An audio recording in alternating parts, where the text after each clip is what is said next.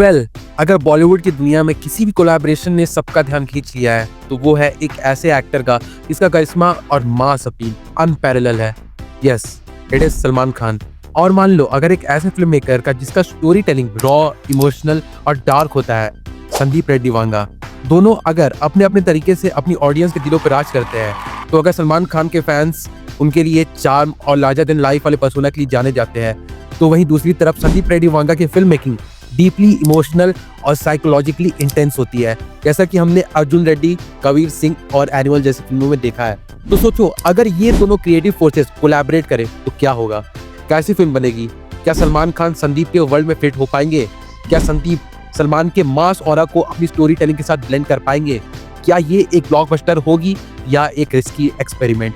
चलिए आज की इस वीडियो में हम इसी बात को एक्सप्लोर करेंगे डीपली और क्रिएटिवली कि what if Salman Khan collaborated with Sandeep Reddy Vanga. तो देखो, सलमान खान का करियर बॉलीवुड के सबसे डायनेमिक करियर्स में से एक माना जाता है। उनका जर्नी 1988 के बीवी हो तो ऐसी से शुरू हुआ था, बट ब्रेक थ्रू मिला था 1989 में मैंने प्यार किया के प्रेम के रोल से। उसके बाद उन्होंने हम आपके हैं कौन, करण अर्जुन, तेरे नाम, वांटेड, दबंग, बजरंगी भाईजान जैसी कई आइकॉनिक रोल्स किए। सलमान का चार्म उनके सिंप्लिसिटी में छुपा होता है। उनका स्क्रीन प्रेजेंस ही काफी होता है ऑडियंस को थिएटर तक खींचने के लिए। उनके फिल्म्स में एक पैटर्न होता है, हीरो जो मासेस का मसीहा होता है, इमोशंस में रिच होती है और हर सीन में उनका हेरोइक स्वैग दिखाई देता है। वो एक ऐसे एंटरटेनर है जो हर फेस्टिव सीजन में अपनी फिल्म लेकर आते हैं और बॉक्स ऑफिस पे धमाका कर देते हैं। लेकिन अगर उनकी फिल्मोग्राफी को गौर से देखा जाए तो कभी कभी ऐसे मोमेंट्स आए हैं जहां उन्होंने अपने कंफर्ट जोन से बाहर निकलने की कोशिश की है, जैसे तेरे नाम, फिर मिलेंगे, बजरंगी भाईजान, जहां उन्होंने सिर्फ माचो इमेज पे नहीं बल्कि इमोशंस और एक्टिंग पे फोकस किया था। तो संदीप रेड्डी वांगा ने भी अपनी पहली फिल्म अर्जुन रेड्डी से ही एक स्ट्रॉन्ग सिनेमैटिक स्टेटमेंट दिया है। फिल्म रॉ थी, कैरेक्टर फ्लॉड था, लेकिन इमोशनल रेजोनेंस इतना डीप था कि यूथ उससे इंस्टेंटली कनेक्ट कर गई। उसके बाद उन्होंने कबीर सिंह बनाई जो अर्जुन रेड्डी का हिंदी रीमेक था। फिर आई एनिमल, जिसमें वांगा ने टॉक्सिक मैस्कुलिनिटी, फादर सन ड्रामा और रॉ वायलेंस को एक ट्रैजिक इमोशनल बैकड्रॉप के साथ प्रेजेंट किया। उनका स्टाइल इमोशनल इंटेंसिटी से भरा होता है। वांगा के कैरेक्टर्स इम्परफेक्ट होते हैं, इमोशनली डैमेज्ड होते हैं और उनका जर्नी रिडेम्पशन और सेल्फ डिस्ट्रक्शन के बीच का होता है। Dialogue delivery slow but impactful होती है और बैकग्राउंड म्यूजिक सीन के इमोशन को एम्पलीफाई करता है। उनकी फिल्म मेकिंग काफी पोलराइजिंग है, या तो लोग उन्हें जीनियस कहते हैं या क्रिटिसाइज करते करते थकते नहीं है because of glorifying flawed behaviour. लेकिन एक बात तो सब मानते हैं, संदीप रेड्डी वांगा की फिल्म देखने के बाद आप उसे इग्नोर नहीं कर सकते। तो अगर सलमान खान और संदीप रेड्डी वांगा कोलैबोरेट करते तो ये कोलैबोरेशन एक मास और मैडनेस का फ्यूजन होता। सलमान का लार्जर देन लाइफ पर्सोना और संदीप का इंटेंस, ग्राउंडेड और फ्लॉड वर्ल्ड। ये कॉम्बिनेशन इनिशियली कॉन्ट्राडिक्टरी लगता, लेकिन अगर सही स्क्रिप्ट होती तो ये कॉन्ट्राडिक्शन ही इस कोलैबोरेशन का यूएसपी बन जाता। सोचो एक ऐसे कैरेक्टर के बारे में जिसमें सलमान भाई की मास अपील हो लेकिन संदीप का इमोशनल डैमेज भी हो। एक ऐसा रोल जहां सलमान वर्नरेबल दिखे, टॉक्सिक भी हो, लेकिन एंड तक ऑडियंस उनके साथ इमोशनली अटैच हो जाए, जैसे एनिमल के रणवीर कपूर या कबीर सिंह के Shahid Kapoor. Imagine Salman Khan in a role where he is deeply flawed, broken लेकिन रिडीमेबल। वेल, सिर्फ इतना ही नहीं, आगे इस कोलैबोरेशन के बारे में मैं ये बोलना चाहूंगा कि इस कोलैबोरेशन की सबसे खास बात ये होती ना कि सलमान खान को हम एक नए अंदाज में देखते हैं, ऐसे रोल में जहां उनका कैरेक्टर्स ना सिर्फ फिजिकली स्ट्रांग होता बल्कि इमोशनली वल्नरेबल भी होता। संदीप रेड्डी वांगा के कैरेक्टर्स हमेशा से इमोशनली टॉर्न और इंटरनली कॉन्फ्लिक्टेड होते हैं, जो अपनी फीलिंग्स को कंट्रोल नहीं कर पाते हैं।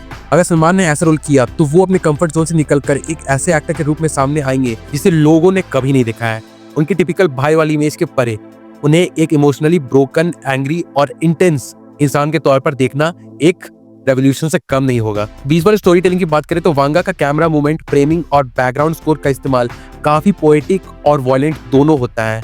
उनके सीन्स में साइलेंस भी एक डायलॉग बन जाता है। अगर सलमान खान जैसे स्टार को वो अपने सिनेमैटिक लेंस से कैप्चर करे तो स्क्रीन पर एक नया विजुअल ग्रामर डेवलप होगा। इमेजिन करो, ठीक ना, सलमान खान एक बारिश भरी सड़क पर छाती पे गुस्सा, आंखों में आंसू और होठों पे खून लेकर खड़े हो। ये इमेज सिर्फ एक सीन नहीं होता बल्कि एक कल्चरल मूवमेंट बन जाता। बॉक्स ऑफिस इंपैक्ट की बात करें तो ये कोलैबोरेशन हर रिकॉर्ड तोड़ सकती है। सलमान खान की मास फैन फॉलोइंग और संदीप रेड्डी वांगा की यूथ सेंट्रिक और कल्ट फैन बेस दोनों मिलकर एक ऐसे ऑडियंस सेगमेंट को टारगेट करते जो इमोशनल डेप्थ और मास एंटरटेनमेंट दोनों चाहती है। इस फिल्म का ट्रेलर रिलीज होने के बाद एक इवेंट बन जाता, हर डायलॉग वायरल होता, हर सॉन्ग ट्रेंड करता। और रिलीज के दिन थिएटर्स के बाहर फैन वॉर्स और सेलिब्रेशन दोनों दिखते हैं। स्टोरी टेलिंग एंगल से देखें तो ये फिल्म भी एक इंटेंस लव स्टोरी हो सकती है, जिसमें हीरो अपने प्यार के लिए दुनिया से लड़ता है, या फिर एक साइकोलॉजिकल एक्शन थ्रिलर जहां एक इंसान अपने पास्ट से हॉन्टेड है और अपने इनर डीमन से लड़ रहा है। वांगा की स्क्रिप्ट्स में हमेशा एक इमोशनल आउटबर्स्ट होता है, एक ऐसा मोमेंट जहां सब कुछ टूट जाता है। अगर सलमान खान उस मोमेंट को अपनी एक्टिंग के जरिए पोर्ट्रे करते तो वो सिर्फ एक सीन नहीं, एक परफॉर्मेंस माइलस्टोन बन जाता।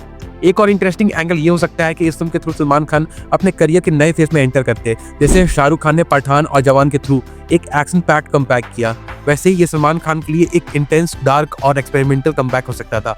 ठीक उसी तरीके से जैसे उन्होंने 2000s में गर्व और तेरे नाम जैसी फिल्मों से किया था, जहां पर क्रिटिक्स जो उनकी एक्टिंग डेप्थ पर क्वेश्चन उठाते हैं ना, उन्हें ये फिल्म एक बी-फिटिंग जवाब देती। संदीप रेड्डी वांगा की फिल्म मेकिंग हमेशा कंट्रोवर्शियल रही है और सलमान खान का करियर भी कंट्रोवर्सी से अनजान नहीं है। दोनों के इस कॉम्बिनेशन में रॉनेस, अनप्रेडिक्टेबिलिटी और डेयरडेविल स्पिरिट होती है। उनके बीच की क्रिएटिव केमिस्ट्री इतनी एक्सप्लोसिव होती ना कि हर सीन में एक नई अर्जेंसी, एक नया इमोशन दिखता। उनका कोलैबोरेशन एक ऐसी फिल्म क्रिएट करता जो सिर्फ बॉलीवुड ही नहीं बल्कि ग्लोबल सिनेमा में एक मिसाल बन जाता। ऑडियंस के लिए ये एक कैथरेटिक एक्सपीरियंस होता, जहां वो सिर्फ एक फिल्म नहीं देखते बल्कि उस कैरेक्टर के पेन, लव और रेज को महसूस करते। आज के जमाने में जहां स्टोरी टेलिंग फास्ट और सरफेस लेवल हो गई है, वांगा और सलमान का मिलन एक रिमाइंडर होता कि सिनेमा अभी भी दिल से बनता है, और जब दिल से बनता है तो हर फ्रेम एक एहसास बन जाता है। और अगर ये कोलैबोरेशन हो गया तो वो सिर्फ एक फिल्म नहीं होगी, वो एक मूवमेंट होगा, एक सिनेमैटिक रेवोल्यूशन। और ये यादगार तस्वीर जहां सलमान खान की आंखों में एक नया जुनून जलता, संदीप रेड्डी वांगा के डायरेक्शन में एक नई कहानी बोलती। ये फिल्म सिर्फ देखी नहीं जाती, महसूस की जाती। वेल, ये तो वीडियो का सिर्फ पहला पार्ट है जिसमें मैंने बैकग्राउंड और कॉन्टेक्स्ट सेटिंग की बात की है। अगले पार्ट्स में हम किस जॉनर की फिल्म होती, सलमान का कैरेक्टर कैसे होता, कौन सी फीमेल लीड इस सारी फिल्मों के लिए बेहतर होगी, क्या म्यूजिक और विजुअल्स का स्टाइल होता, ऑडियंस और क्रिटिक्स का रिएक्शन क्या होता, और क्या ये कोलैबोरेशन इंडस्ट्री के नॉर्म्स को तोड़ता। मैं इन सारे बातों के बारे में इसके अगले पार्ट में बात करूंगा। तब तक के लिए आप बस वेट करिए। वेल, चलिए, फिर भी ये तो मेरा एक अपना ओपिनियन है इस बात को लेकर कि अगर सलमान खान संदीप रेड्डी वांगा के साथ कोलैब करते तो क्या सिनेरियो होता। और इसी वीडियो के साथ मैं ये होप करता हूँ कि काश ये हमें देखने को मिल जाए। वेल, कोई नहीं, चलिए, ये तो इस वीडियो का केवल और केवल फर्स्ट पार्ट है। मैं जल्द से जल्द इसका सेकंड पार्ट भी लाऊंगा जहां पर मैं इसके बारे में और डिटेल में बात करूंगा। वेल, तब तक के लिए इस बारे में आपका क्या सोचना है अभी कमेंट करके जरूर से बताइए, क्योंकि ये एक ऐसा टॉपिक है जिसमें मैक्सिमम लोग अपने व्यूज रखे तो ज्यादा बेहतर होगा। So do comment your views. और फिर बाकी चलिए मिलते हैं बहुत जल्द एक और नए वीडियो के साथ। तब तक के लिए बाय।